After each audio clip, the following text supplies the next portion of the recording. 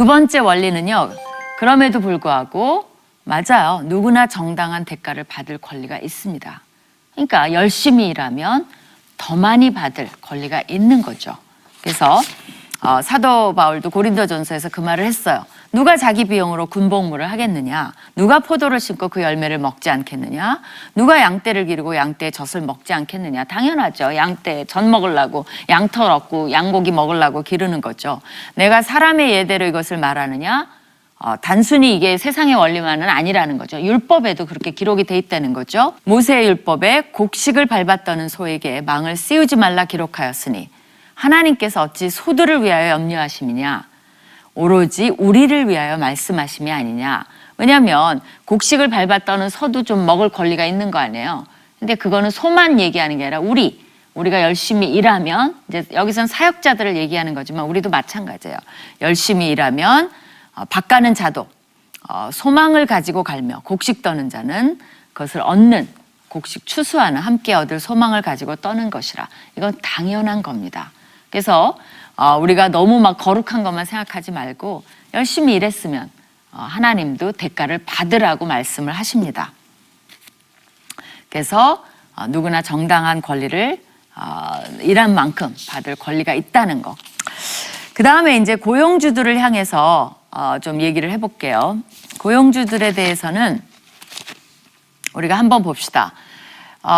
에스겔 34장에요. 이것이 이제 백성들을 돌보지 않는 악한 지도자들을 향한 메시지가 나옵니다. 근데 이것을 현대판으로 하면 일터에 적용해 볼 수가 있습니다. 그래서 고용주와 고용인의 관계로 볼 수가 있어요. 고용인들의 경제적 책임. 그래서 이 말씀에 따르면 첫 번째, 고용자 위주의 경영은 잘못된 것이라는 겁니다. 어떤 말씀이 기다리고 있는지 봅시다. 인자야, 너는 이스라엘 목자들에게 예언하라.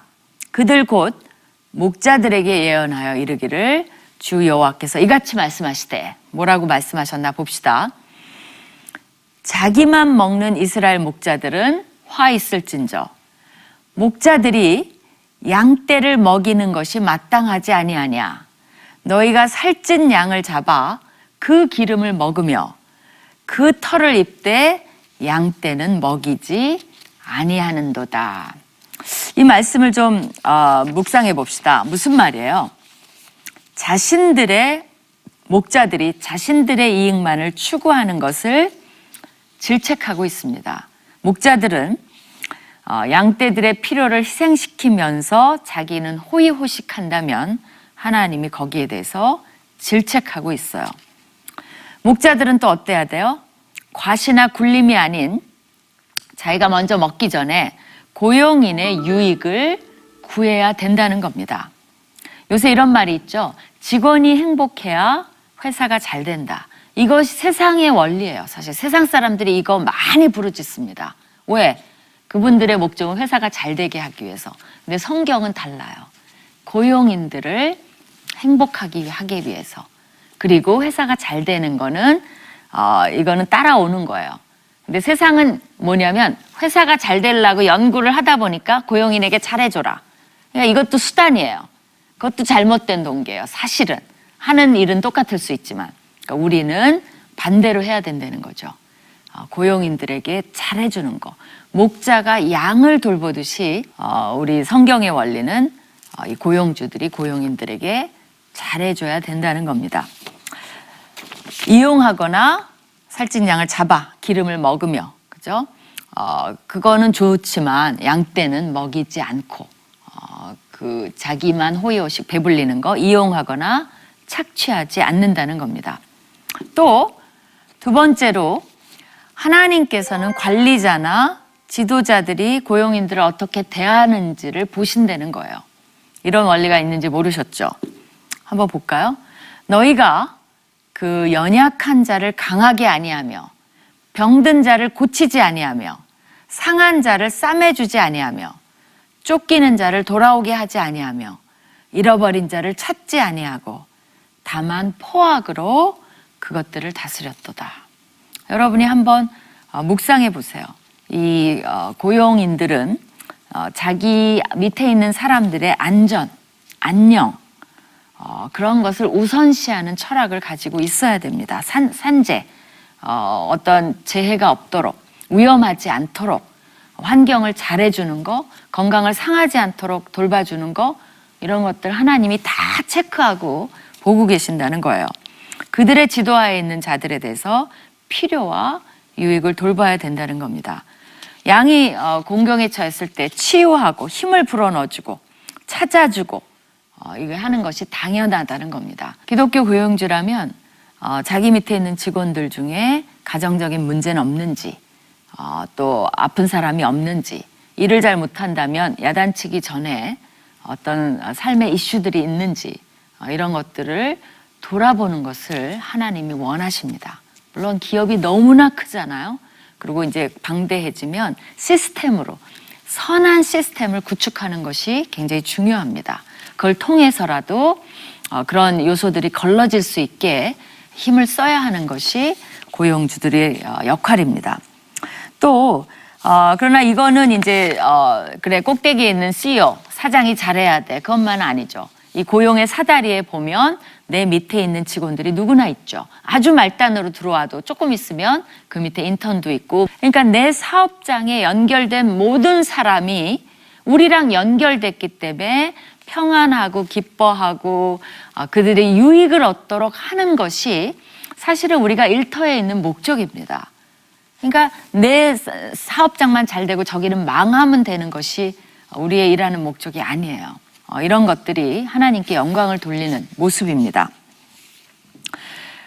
그리고 선한 관리자는 고용인들이 꽃 피우고, 이 부분은 참 많이 놓치는 건데요. 우리 밑에 있는 사람이 성장하도록 도와줘야 돼요. 내가 직원이 내 밑에 이제 들어오면 어떤 사람은, 저도 그런 모습을 봤어요. 밑에 누가 하나 들어오니까 아우 잘됐다. 이때까지 내가 제일 말단이어서 불임을 당하다가 신났어요. 그래서 얼마나 갑질하는지 몰라요. 그런 모습은 안 됩니다. 내가 당했을지라도 그 밑에 정말 잘해주고 또 키워주고 기회를 주고 교육도 시켜주고 이런 모습이 굉장히 필요한 거죠. 그렇지 않을 때는 하나님 뭐라 그랬어요? 심판이 있겠다고 말씀하세요. 에스겔서에 보면 되게 뚜렷하십니다. 뭐라 그래요? 주여 여호와께서 이같이 말씀하시되 내가 목자들을 대적하여 내 양떼를 그들의 손에서 찾으리니 목자들이 양을 먹이지 못할 뿐 아니라 그들이 다시는 자기도 먹이지 못할지라. 내가 그 내 양을 그들의 입에서 건져내어서 다시는 그 먹이가 되지 아니하게 하리라. 무서운 말씀이죠. 뭘 하시겠다는 겁니까? 양떼의 반환을 요구하시는 거예요. 그들에게 책임을 물으시겠다는 겁니다. 그리고 하나님이 내가 대신 돌보겠다고 말씀을 하세요. 그러니까 잘못하면 있는 것도 다 빼앗길 수가 있는 거예요. 그러면서 하나님이 나는 좋은 꼴을 먹이고 내가 그것들을 만민 가운데서 끌어내며 여러 백성 가운데서 모아 본토로 데리고 가서 이스라엘 산 위에와 시냇가에와 그 땅 모든 거주지에서 먹이되 좋은 꼴을 먹이고 그 우리를 이스라엘 높은 산에 두고 그것들이 그곳에 있는 좋은 우리에 누워 있으며 이스라엘 산에서 살찐 꼴을 먹으리라. 하나님이 자기 백성을 다시 그 나쁜 목자의 손에서 빼앗아 와서 좋은 곳에 먹이고 좋은 선한 목자가 되시겠다고 말씀을 해주십니다. 사실 이런 모습들은 하나님이 그렇게 하신다, 그걸로 영적으로 끝나는 게 아니라 사실은 이것이 하나님이 이 현대로 하면 고용주에게 원하시는 모습이에요. 이것이 우리가 일하는 목적입니다. 그래서 모든 사람들이 이런 의식을 가지고 우리가 정리를 해보자면 정말 하나님이 꿈꾸시는 세상을 위해서 고용주나 고용인이나 노력한다면 그런 이상적인 회사 하나라도 나온다면 가능해지는 거 아니겠어요? 첫 번째 펭귄, 그건 뭐냐면 다들 이렇게 얼음으로 안 떨어지려고 그런대요. 펭귄들도. 그래갖고 이렇게 있는데 첫 번째 펭귄이 딱 얼음으로 뛰어들잖아요. 그럼 다 뛰어든다는 거예요. 그 첫 번째 회사가 나오면 많은 회사들도 가능성을 보리라고 생각합니다. 이 프로를 보시는 여러분들, 내가 젊은이라면 그런 회사를 만들어 봐야 되겠다. 하나님 꿈을 주시옵소서. 이제부터 무릎 꿇고 기도하면 who knows 그런 말 쓰죠. 혹시 아나요? 그런 꿈은 한번 꿀만 합니다. 고용 주시라면 회사를 한번 정말 고용인들이 나는 이 회사에 있는 게 행복하다라고 막 기뻐 외치고 우리 회사로 와 막 이렇게 할 수 있는 회사로 한번 만들어 보시기는 꿈을 또 꾸시기를 축원합니다. 자, 우리 삶의 적용점. 첫 번째, 자족하기의 비결을 배워야 합니다.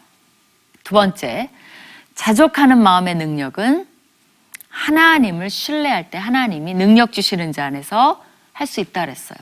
주실 겁니다. 나는 안 돼. 주실 겁니다. 신뢰하는 마음이 있으면요. 세 번째, 고용주들은 고용인들의 필요와 유익과 발전에 힘써야 됩니다.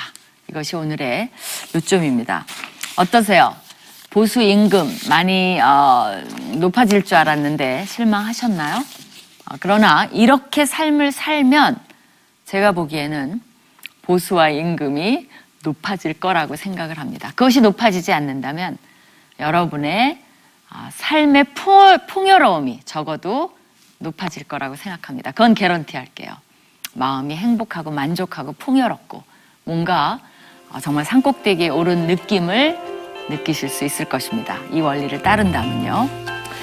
여기서 마치고요. 다음 시간에는 일터에서의 하나님의 이끄심, 소명에 대해서 한번 생각을 해보도록 하겠습니다. 오늘 시청해 주셔서 너무나 감사합니다. 안녕히 계세요.